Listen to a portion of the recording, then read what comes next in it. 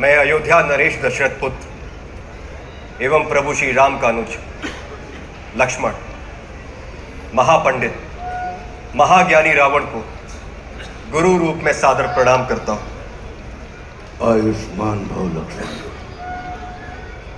कहो, अपने जीवन की इस अंतिम बेला में मैं तुम्हारे किस हित की पूर्ति कर सकता हूं?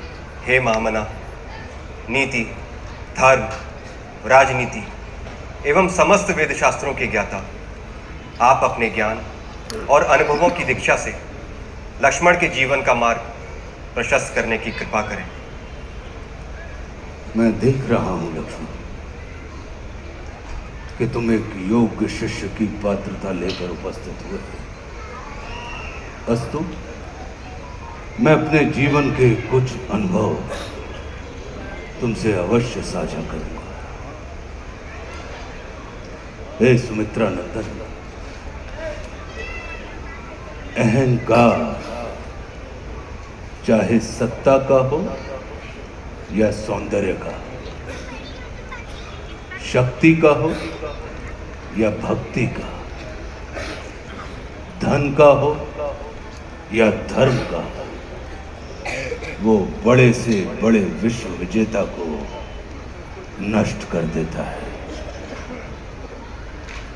इसका प्रत्यक्ष उदाहरण ये त्रिलोक विजेता, विद्या विशारद, महापंडित रावण है।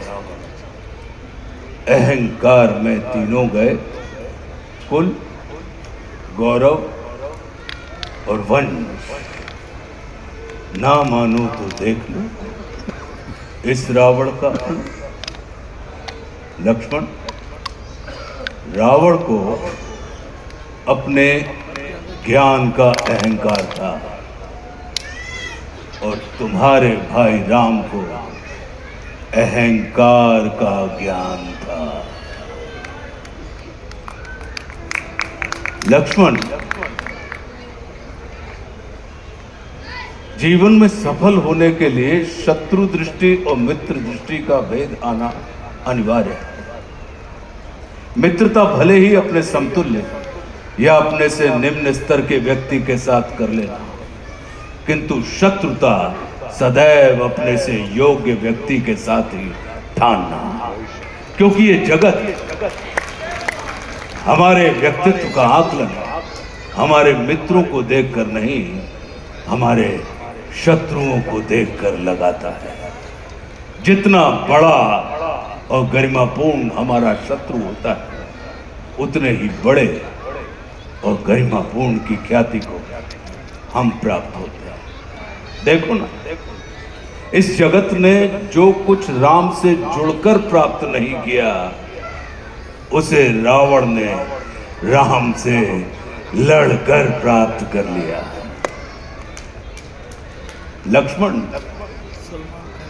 वे हमारे शत्रु ही होते हैं जो हमारे अंदर सुप्त पड़ी हुई ऊर्जा को जागृत करने का कार्य करते हैं। हमारा शत्रु ही होता है जो हमें असुरक्षा से निकालकर सुरक्षा में जाने की प्रेरणा देता है। वो हमारा शत्रु ही होता है जो हमें अपने सीमित वृत्त से निकालकर अपने वृत्त को असीमित करने की प्रेरणा देता है।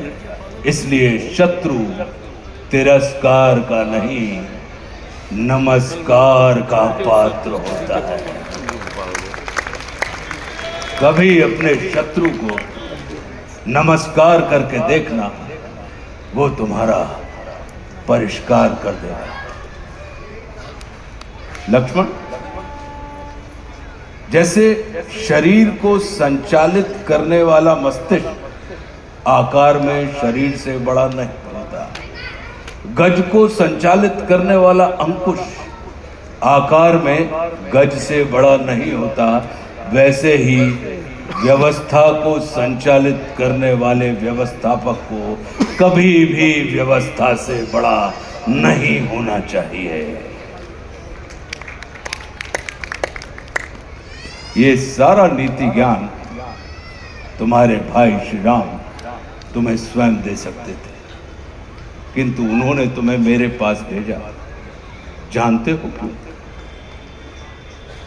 लक्ष्मण, मेरी संस्कृति असुर की है, लेकिन मैं प्रकृति से एक तपस्वी हूं, साधक। और किसी भी व्यक्ति को अपने अंतिम समय में अपनी संस्कृति के अनुसार नहीं, अपनी प्रकृति के अनुकूल कर्म करने चाहिए, तब उसे मृत्यु नहीं मुक्ति प्राप्त होती है।